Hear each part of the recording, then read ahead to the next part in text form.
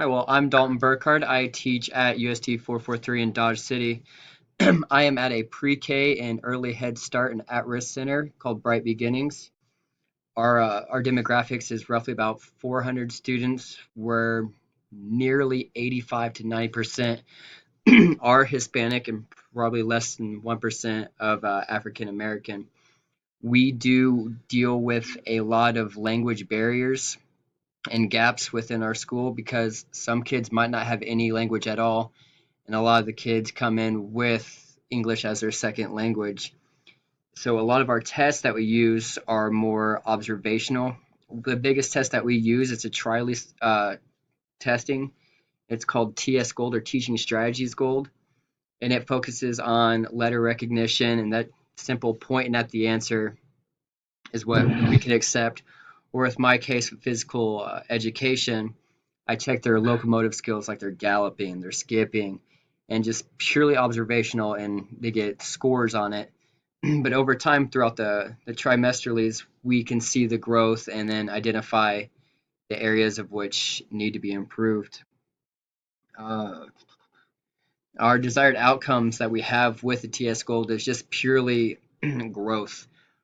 We're trying to get them ready for kindergarten, develop the essential language skills needed to go on to the next level. We're definitely the building blocks of the children's learning and understanding of basic routine and what's expected of them throughout school.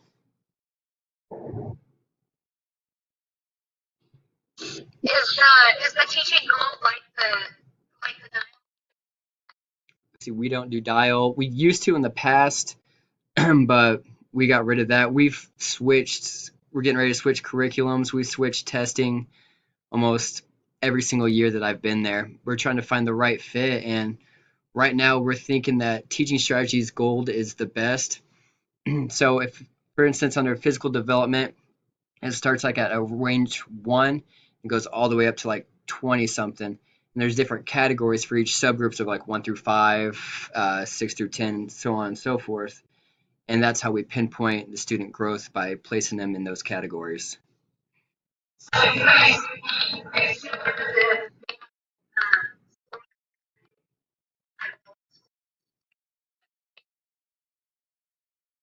No,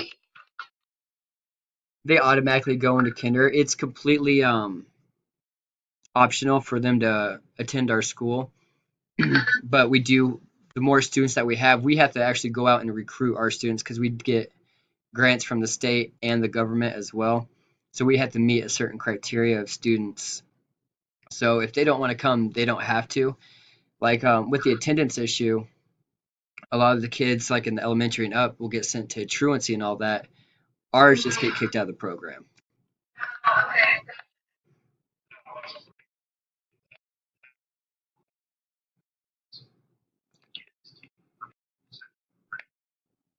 Yeah, as a collective as a collective group, there's no group assessments. It's all individual. So their home classroom has specific data that they collect, such as their fine motor skills, color recognition, letter recognition, numbers. Um, we do focus on basic hygiene, like the steps of that, like brushing your teeth and all that. It's just really, really different compared to a lot of other schools, just because it is so on the intermediate levels of just basic routines and daily functions. We don't test on their writing or coloring. We do have them do a lot of tracing.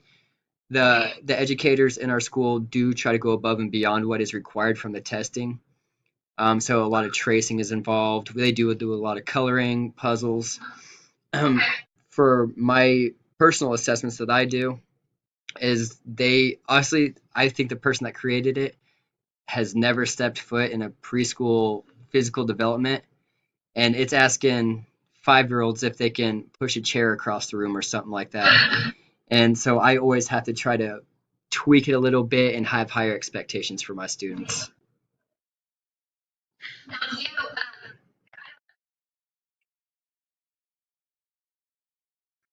We are We are part of USD 443, so we follow the same schedule as the district. So Um,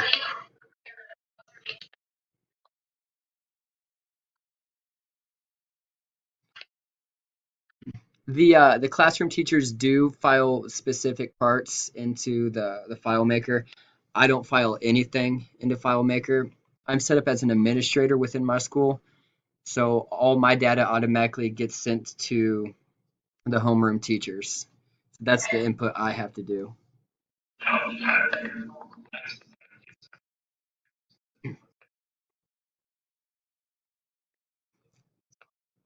Um, it can be if they want it.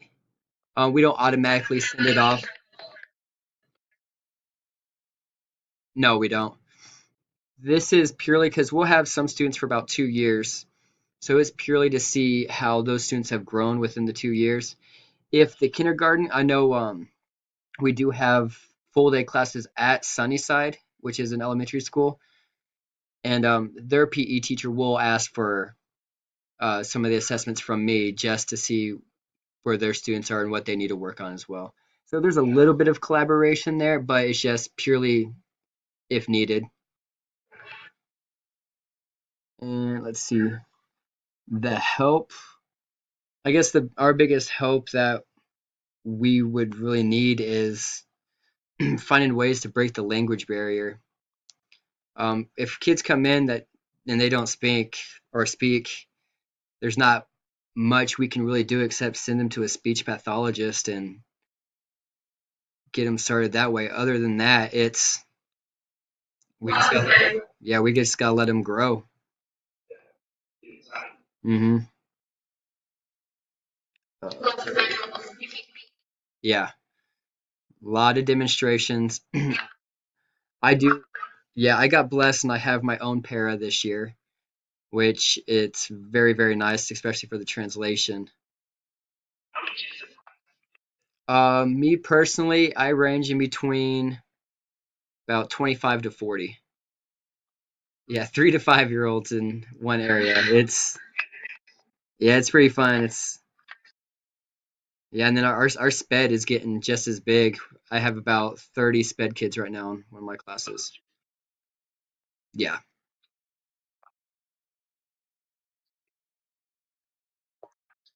yeah, that's the hardest part because those kids, anything happens within a blink of an eye.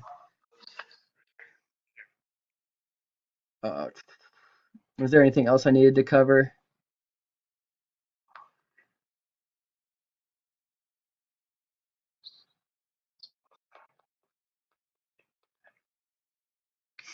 Yes, what I'd do next is just try to implement more ideas into our testing and know what our students are capable of and try to talk to the TS Gold company and just see if I can't raise the criteria on it because it's way too easy. All right, if that is it, we can switch over to David. All right.